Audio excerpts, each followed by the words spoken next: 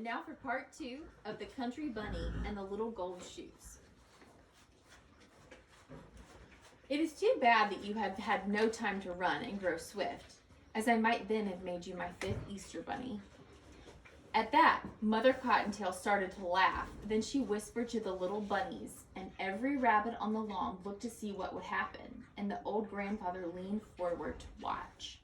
Suddenly, all of her 21 children raced away, and Cottontail dashed after them. And in no time at all, she had them all back again in front of the palace.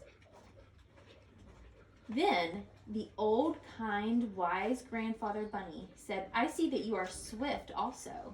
It is too bad that you cannot go to carry my eggs, because you will have to stay at home to take care of your children." Mother Cottontail nodded her head to the little ones, and they all formed a line and bowed low to grandfather. Then she stepped in front of them, and she said, "They will take better care of the house than I." Then she called them up 2 by 2, and she put her hands on the heads of each pair. She said, "These are my sweepers. They keep the cottage as clean as your hand. These make the beds without a wrinkle. These cook my dinner. These wash the dishes. These tend the garden. These wash and dry all the clothes. These do the mending. These sing, and these dance to keep us merry while we work. These are learning to paint pretty pictures for our walls. And this littlest one of all always pulls out my chair for me when I sit to table. So, you see, I can leave them to take care of the house until I come home." Then the old, kind, wise grandfather said, "You have proved yourself to not only be wise and kind and swift, but also very clever. Come to the palace tomorrow afternoon, for that is Easter Eve, and you shall be my 5th Easter bunny." The next evening, Cottontail knocked on the big front door and was admitted to the palace. There she stood in her funny country clothes, but none of the other 4 Easter bunnies laughed, for they were wise and kind and knew better.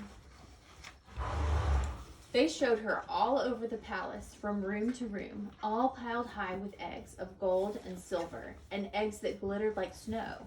Chocolate eggs, marshmallow eggs, eggs for the rich children, and eggs for the poor children, for children who were sick and children who were all over the world.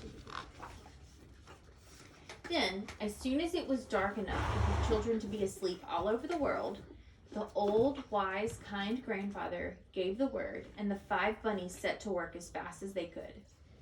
For one, then another would take up a large egg or a pretty little basket, and in a single hop would be out of the palace and away out of sight. Then in a moment he would be back again, and before you could say "Jack Robinson," he would have whisked away again. Slowly the night wore away, and the bunnies began to look tired as they kept returning for more and more eggs, and in the palace the glittering piles grew smaller and smaller.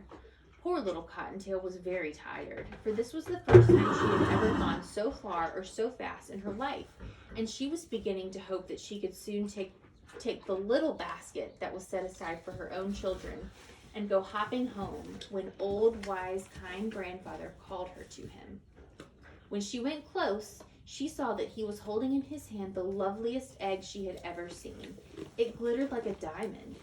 "Peek through and see what you shall see," he said, so she peeked through the little hole in one end, and she saw a beautiful scene with a sleigh and a lake with people skating on the ice. And he said, "Because you have such a loving heart for children, I am going to give you the best but the hardest trip of all. Far off over 2 rivers and 3 mountains there is a great mountain peak, and in a little cottage on that peak is a little boy who has been ill for a whole year, and who has been so brave that never once has he cried or complained. The mountain is so high that there is ice on the top, and it will be hard to climb, but if you get there, you will give more happiness than any other Easter bunny." Cottontail picked up the egg very gently and went hopping away on her journey. She crossed the first river, and then the second. She went over the first mountain, and then another mountain, and yet another, until at last she reached the highest mountain of all. She was very tired when at last she got to the bottom of the great peak, and her heart failed her when she saw how high it was. and how slippery with ice and snow on top. But holding the egg very carefully, she started hopping up. At last she reached the ice and snow, and she was almost to the top, and she could see the little cottage all covered with snow where the little boy was sleeping. Then a terrible thing happened.